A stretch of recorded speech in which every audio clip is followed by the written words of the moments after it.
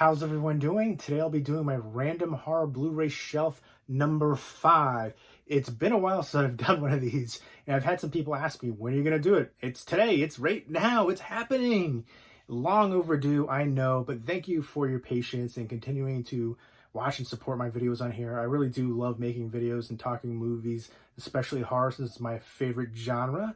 But on these horror Blu-ray shelves videos that I do, I don't include horror movies from Arrow Video or Criterion Collection or like horror digibooks or horror steel books.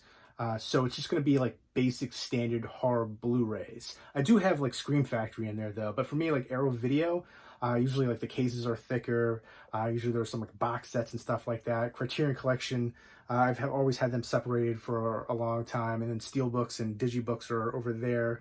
They're separated. So Scream Factory's in there though. So there you go. That's what's going to be on the shelves. And if you've seen any of these horror movies on Random Horror Blu-ray Shelf number 5, definitely let me know what you think of them, and let me know what your favorite horror movie is on Random Horror Blu-ray Shelf number 5. And also give me some horror Blu-ray recommendations for me to pick up too. So leave me those comments down below. But now let's go ahead and get into it. Random Horror Blu-ray Shelf number 5. So here we go. Those are the horror Blu-rays. One bookcase, and then I've got some more over here. But then I also have like stacks like everywhere. I've got a bunch in the other room too. So I still have to do some organizing. I'm gonna take some of these little collectibles and stuff like that, the figures and Funko Pops, and move them and try to make some room, because I probably have enough to fill up a few more shelves on here. So once I finally do all of these random horror Blu-ray shelf videos, which I am hoping to finish up this month, the month of October, I will be doing a complete horror Blu-ray collection overview.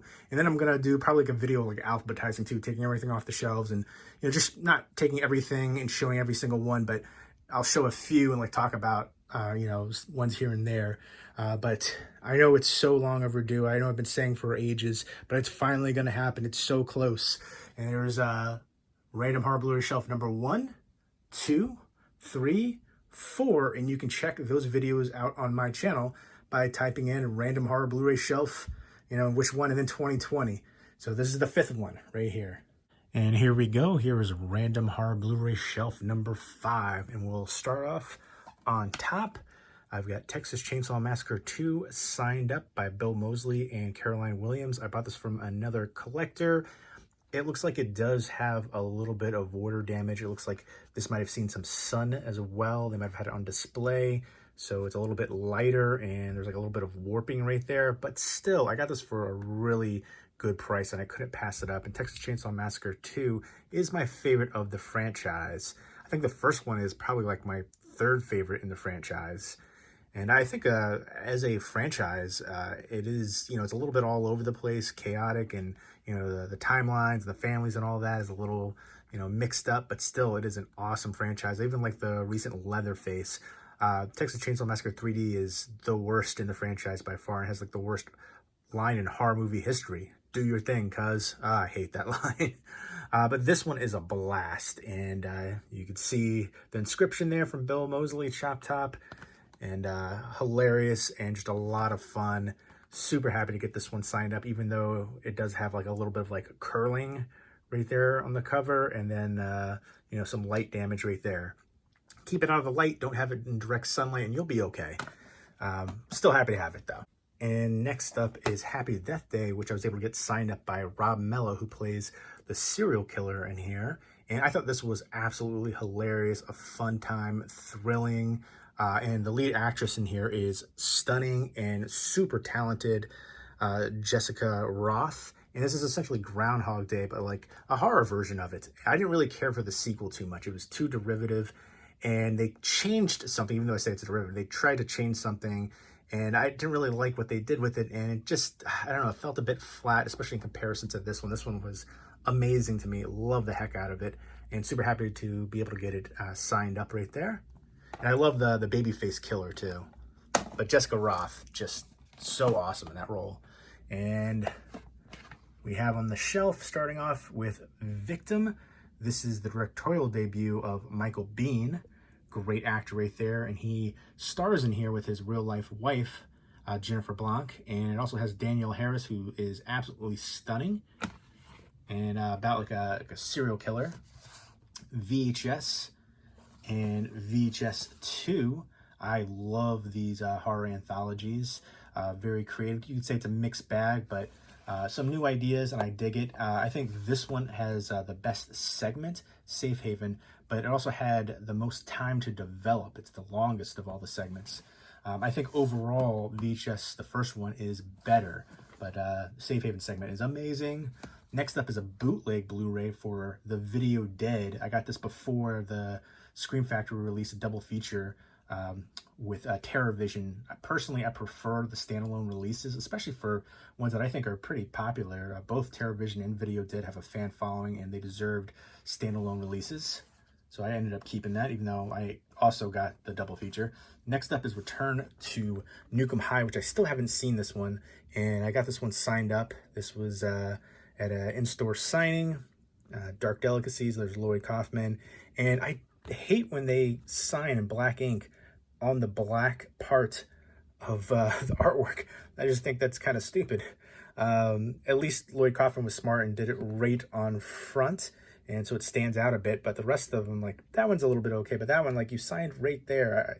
Come on, you know, pass somebody a silver Sharpie. But I love the green case in here, trauma release. I know it's going to be ridiculous and over the top, but I need to pop that one in soon. Let me know what your favorite trauma movie is. I mean, they do have some cheese-tastic fun ones. Again, there's a lot that I'm not a big fan of, but I definitely respect Lloyd Kaufman and what he's doing for, you know, independent horror, and he's been doing it for a long time. Of course, Toxic Avenger, it's a classic right there. Ricky O, the story of Ricky, which is hilarious and awesome, so over the top, and people punching through stomachs and smashing heads, and I love the transformation of the warden at the end. It's just really hilarious, over the top, bloody awesomeness, and I dig the heck out of it. Next up is Rosewood Lane, and I was able to get this signed up by a bunch of people involved with the film. If I get the slipcover off of here. There we go. We can see the autographs right there. I don't really care to have Victor Salva's name on there, just because he's done some films that I like. I love the first Jeepers Creepers movie, but I feel like what he did was unforgivable, and I don't know how he has a career, and I wish somebody else would take over the Jeepers Creepers franchise. This was an interesting movie. At times, the acting felt extremely stilted and almost like soap opera-esque, especially from Rose McGowan. I didn't think she was good in this at all. But the idea, the concept, especially at the end, I thought was unique and interesting. So I like it for that aspect of it. Kind of like another serial killer-esque kind of thing going on, but with a twist. And yeah, Jeepers Creepers is one of my all-time favorite horror movies, and to me, one of the best modern American horror movies. The Creeper is an iconic horror character now. I thought the third one was terrible. Should have just been called The Truck. Somebody needs to take over the franchise for sure. The second one I like, but not nearly as much as the first one. It offers some good backstory about the Creeper and a little bit more information there, but the first one, amazing. And I always thought Clown House was way overrated. I thought it was just because of the negative hype and, you know, the DVD getting recalled. I never thought it was that good of a movie. It is an early Sam Rockwell movie. He probably regrets being in that now. But I don't know, I just didn't think it was, you know, if you're afraid of clowns, I get it, but I don't know, I guess knowing the history and seeing the movie, just, and I don't know, I never thought it was that great, but people love it. Next up is Mirrors, which I think is actually pretty underrated. I thought it was pretty creep-tastic. Some really crazy imagery in there. Next up is the Scream Factory release for Misery, all-time classic. Kathy Bates was phenomenal in there. I do like that slipcover for it, and mine's a little banged up. I kind of want to get another one just because the edges for that are terrible. Sometimes that happens though when they're like shrink wrapped, but I know this is actually, you can get this one for pretty inexpensive, and I do like the original poster artwork a lot as well. But I love movies, especially horror movies with a snowy setting. She's so good as Annie Wilkes right here. Great Stephen King adaptation. Next up is The Mist, another Stephen King adaptation. And I do enjoy the heck out of this one. This one has the black and white version as well. I will say though, everybody loved the ending to it. I thought the ending was predictable. I remember recalling that as soon as they're leaving, I was like, oh, let me guess, it happens this way, and that's exactly how it plays out. But even with that, I still enjoy the heck out of that movie. Giant monsters and just the tension, and again, people turning each other. Loved it. Night of the Living Dead, which I think is nobody really talks about this one. I thought it was a fun one. It's a good zom-com, and I really like the lead actress there. Vincent Price and House of Wax 3D. This is a remake of Mystery of the Wax Museum. I remember talking about this in a Facebook group. They did like a poll of like best horror remakes, and I said, Vincent Price's House of Wax. They're like, no, we're not talking about goofy ones like Paris Hilton's one. I was like, and I had to explain again that this is not that one. This isn't, this is a remake of another one. So the Paris Hilton one is a remake of a remake. Essentially. And actually, I thought the Paris Hilton one was, decently entertaining. I thought it was a fun ride, and some good gore effects and kills in there. But this one right here is one of my all-time favorite horror remakes. Vincent Price is awesome in here. Let me know your favorite Vincent Price movie. The Hunger, which is a good vampire movie. I like the cast in here too. Catherine Deneuve, David Bowie, Susan Sarandon. I like the ending too with all the different bodies everywhere. Body Snatchers, which I always liked this one growing up. I remember watching it a bunch as a kid, and I like the cast in here too. You've got Forrest Whitaker, Meg Tilly, a few other recognizable people in here. But this is directed by Abel Ferrara. And again, like Invasion of the Body Snatchers, it says right there, the invasion continues, and it's like a military base. That's one I remember seeing a bunch as a kid, and happy to see it get a Blu-ray release. Warner Archive is releasing a ton of great horror movies. Wolfen, which is another one that I remember watching as a kid and really enjoying the heck out of it, has Albert Finney in here, and then you've got Gregory Hines too. I thought this was an interesting take on Native American mythology. Not so much a werewolf movie. If you listen to it, it explains about that, but really good tension in there. Mother's Day, which I love the heck out of this one. The remake with Rebecca De Mornay is pretty good too, but very different. This one has the old lady and then the two like redneck characters right there. And I love the ending, like the cutaway shot. Oh, it's awesome. This one is, dirty and raw, and it's got some good humor in here too. This is a really good trauma release, in fact, and a fun one. I dig the heck out of this. I think this is actually out of print now. So if you can find this, pick it up. Next up is Leprechaun, the complete collection. I didn't get a slipcover. I'm bummed about that. So if anybody has a slipcover for this and wants to do a trade for or wants to sell it, let me know. I know there is a steelbook of the complete collection as well. I like the DVD box set so much better. It felt like no heart went into this release. It's like on the menu screen, it's like the same picture. And then on the discs as well, it's just the same thing. There you go. It's just that same shot. And I was like, come on, give me some... Oh, except for Leprechaun Origins, which I actually like this one. This one got a lot of hate, but I thought it was really, a unique take, something different, but an awesome movie. I dug the heck out of it. It has Hornswoggle in there from the WWE, and it's a different look to the Leprechaun, so I can understand, people being upset about that, but I thought it worked. Something different and unique. But Warwick Davis will always be the Leprechaun for sure. But look at that. It's just all on the discs, the same thing, the same picture, the menu screens too, from what I can recall, and right there. And then it was on the slipcover too. I like seeing that. I wish that would have been, different artwork for each one. And then maybe, separate cases as well. Like I wish like Scream Factory or something would have done this a better justice, essentially.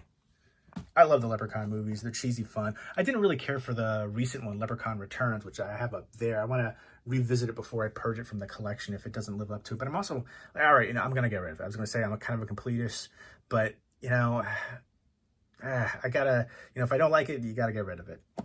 I don't remember enjoying it, but I want to revisit it.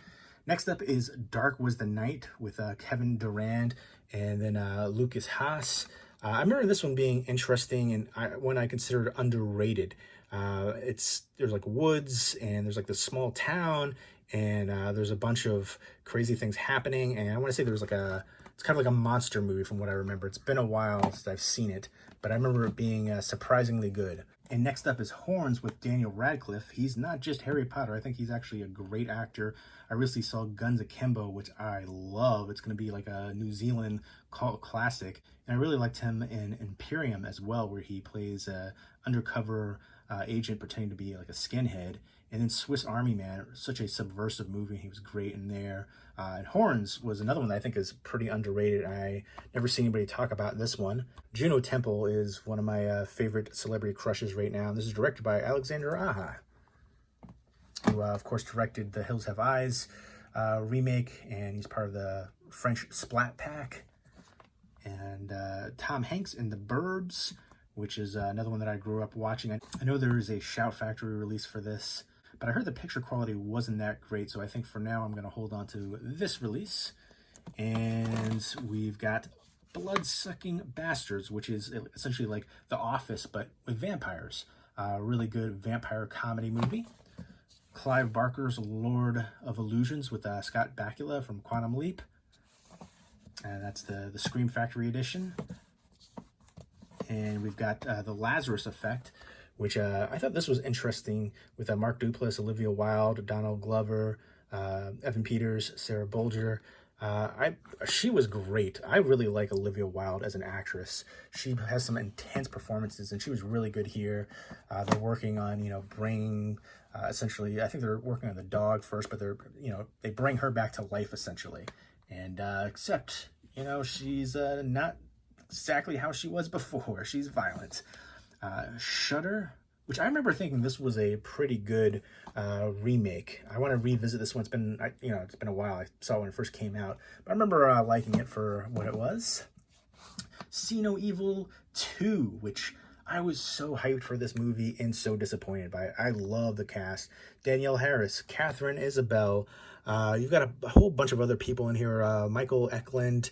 And then this is directed by the Soska sisters. It was their first big studio film. It was a WWE one, and it's in kind of like a morgue. So the cast, the setting, the Soska sisters, the big studio of it, and I just thought it was uninspired. I don't know, the kills weren't that great. The gore was disappointing. The storyline was pretty straightforward, formulaic. It was predictable.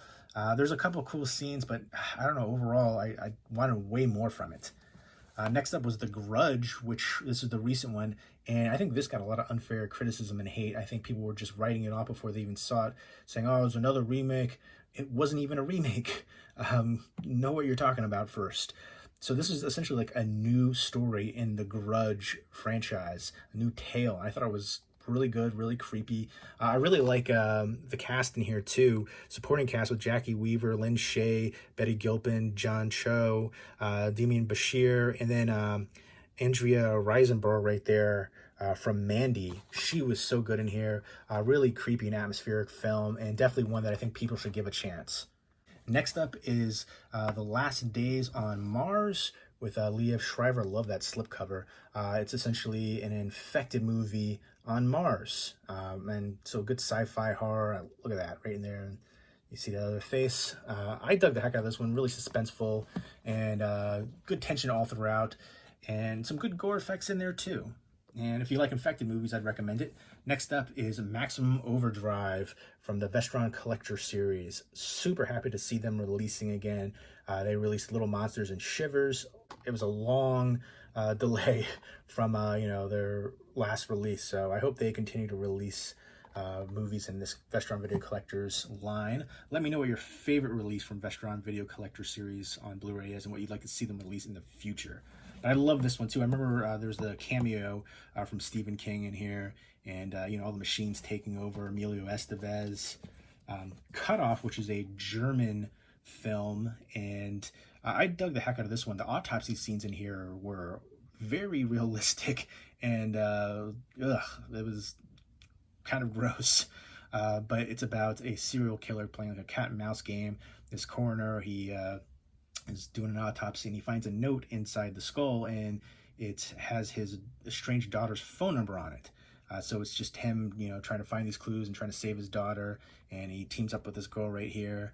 I thought it was very suspenseful, but I thought they tried to do a little too much with it. Some of the, twists and turns at the end, it was a bit overboard, and I felt like it was great, straightforward enough as it was, and there was enough twists and turns, so they didn't necessarily do all of that, but I still enjoyed the heck out of it, although I think it could have been fine-tuned a bit.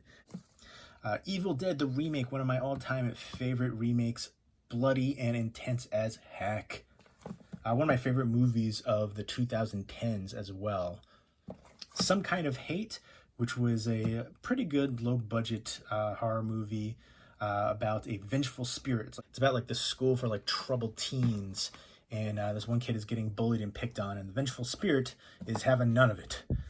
Next up is Paranormal Activity, the marked ones. I am not a fan of the first Paranormal Activity movie, but I do like this one. I thought this was one of the better ones in the franchise by far. Next up is Ghost Town, kind of like a Western horror, and there's not too many great Western horror movies. Like The Burrowers is one that I think is super underrated and deserves way more attention and deserves a Blu-ray release. And then, of course, Bone Tomahawk recently is amazing. But this one is one I remember watching as a kid and enjoying it, and I picked it up, Scream Factory release. Next up is The Wailing, which is so amazing, so layered, the different levels in here. It's kind of like a genre blend as well. It starts out kind of like a horror comedy buddy cop thing going on, and it just gets so intense from there. Again, the different levels in here, it was amazing. It's one of those films where I was actually thinking about it, trying to figure it all out afterwards, and that rarely ever happens. I think like 2 movies ever is like this and The Machinist. So I love that one. I can't recommend that one enough. Fantastic release from Welgo USA, and this is a Korean film, and I feel like Asian horror has some super creepy movies. Let me know what your favorite Asian horror movie is. Next up is Bloody Knuckles, which is so underrated. I never hear anybody talk about this one. This is an Artsploitation Films release. It is kind of like Idle Hands a bit. There's this hand that's cut off, and there's this artist, and there's one character in here that's very looks like a character from Mad Max. Great horror comedy movie, and I would definitely recommend the heck out of it. Such an entertaining ride, super ridiculous and over the top in some scenes, but so fun. Definitely recommend the heck out of Bloody Knuckles. Next up is Aggression Scale.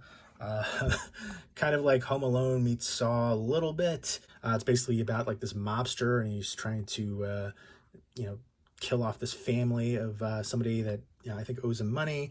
Ray Wise is in here, Derek Mears, a few other recognizable people, and the little kid in here is apparently emotionally disturbed, and he decides, you got another thing coming if you're gonna try to mess with me and my family. So I thought that was a good, tense film, much better than I was expecting.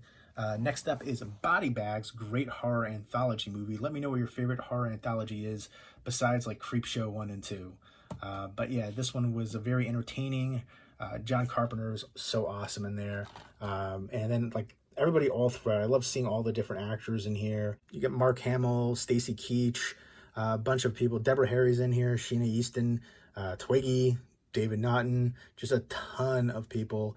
And you've got cameos from, Wes Craven, Toby Hooper, Roger Corman, and of course, John Carpenter right there on the front.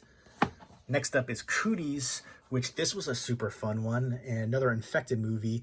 These teachers, and they're at school, and then the kids get infected and start attacking people. And it's got Elijah Wood, Rainn Wilson, Jack McBrayer, Jorge Garcia, Lee Wanell, Allison Pill. Super entertaining, great horror comedy. Next up is Waxwork 1 and 2 from Vestron Video Collector Series.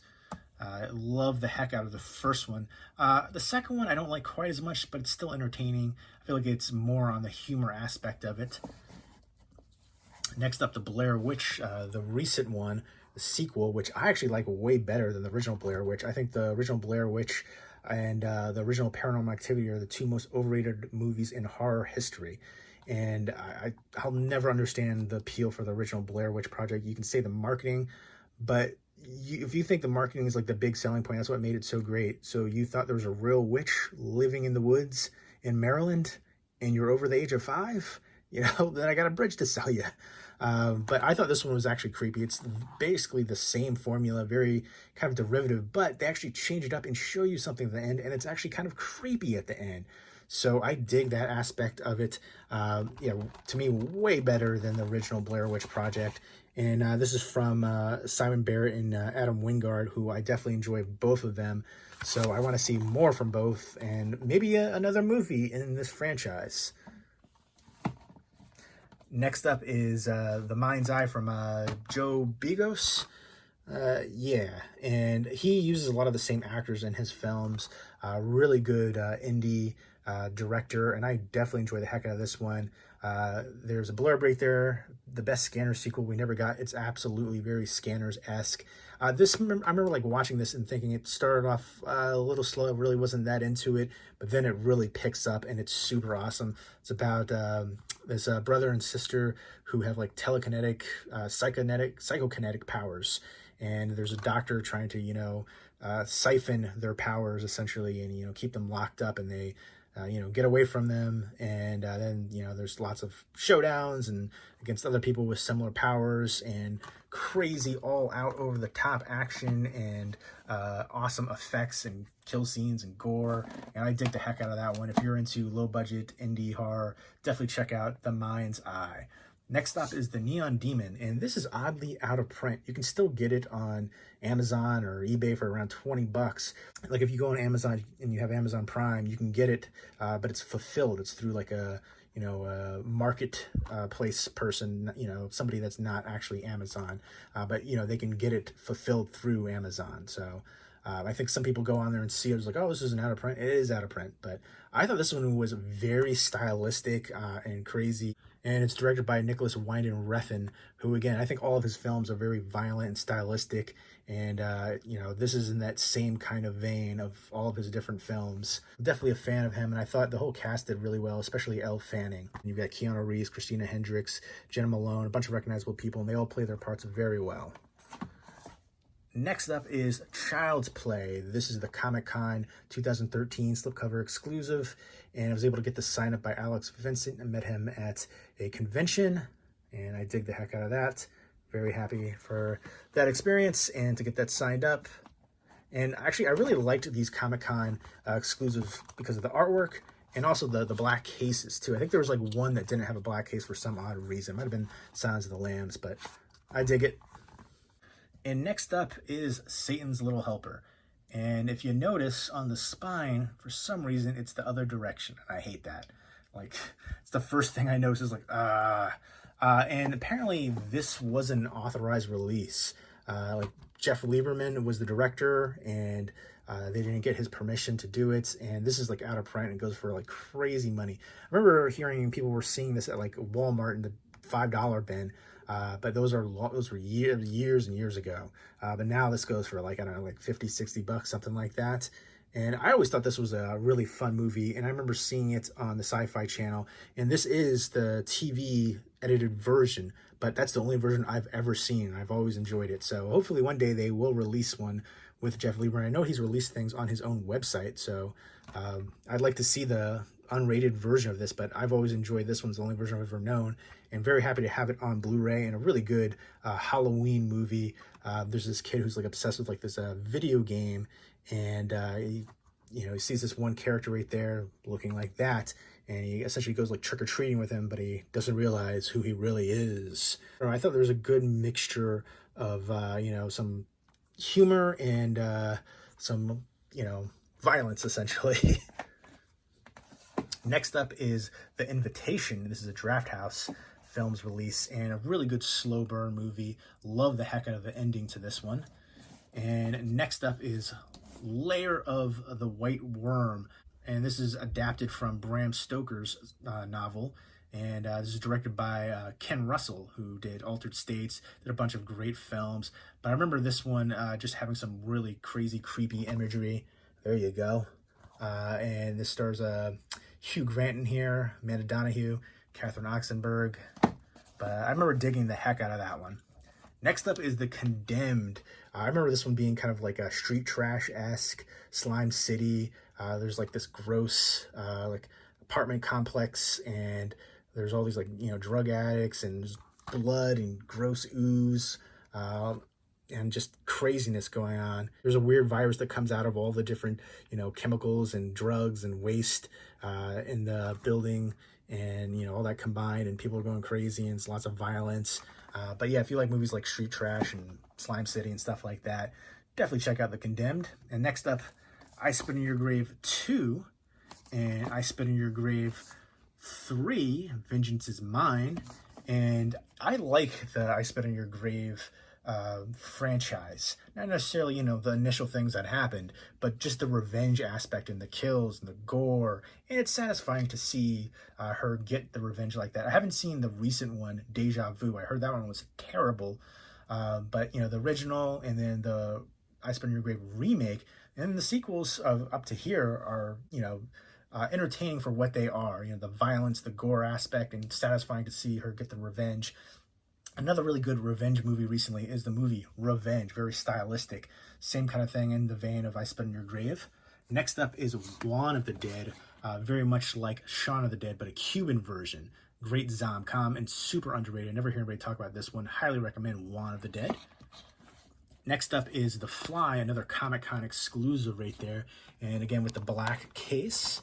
And I do have the recent Scream Factory box set, but I'm keeping this one because of the slipcover. I dig the heck out of that slipcover. And next up is The Ring, which, I love that so much. That slipcover is amazing. Look at that lenticular slipcover. This is a Best Buy exclusive. I love the heck out of The Ring remake. I think I prefer it over Ringu. I remember seeing this in the theaters and it being so creepy. Everybody was creeped out by it. And I think to this day, this is still one of the creepiest horror movies ever made. Love it. Samara right there. And just the washed out hue reflecting the bleak tone, all the grays and blacks in it.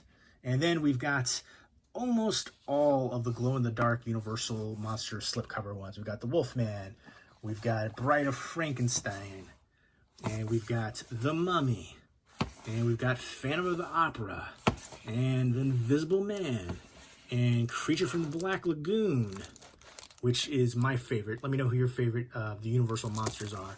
And then Frankenstein. The only one I'm missing is Dracula. I gotta complete the set and get Dracula. They're usually around like $15 a pop, at least last I checked. It's been a while, but I remember that was a few years ago they released them.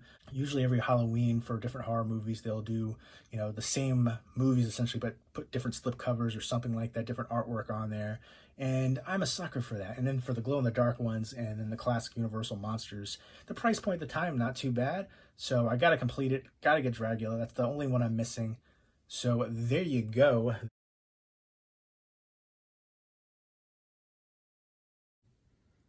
So there you go. That was Random Horror Blu-ray Shelf number 5. If you've seen the movies on Random Horror Blu-ray Shelf number 5, definitely let me know what you think of them. Let me know what was your favorite movie on Random Horror Blu-ray Shelf number 5. And give me some horror Blu-ray recommendations for me to pick up. Leave me those comments down below. And hopefully you enjoyed this video. I know I talk a lot on here, and my voice is getting sore from talking so much. But it's a lot of fun to talk movies on here, and even doing like these random, shelf videos. I, take one out here and there, and I say at least something about them instead of, just showing them and going back. I want to talk a little bit, even if it's just, one little thing here or there, I say. So I know the videos can get a little long, so thank you for sticking with me, and look forward to Random Horror Blu-ray Shelf 6, 7, 8, 9, 10 coming up soon, and then the whole complete horror Blu-ray collection video, which I'm hoping to post by Halloween. That's the goal. So stick with me. Hopefully that will happen. I'm going to actually really try this time and do it. But thank you again for all the support on here. You guys rock. I really do appreciate it. I hope everybody's doing well. Take care.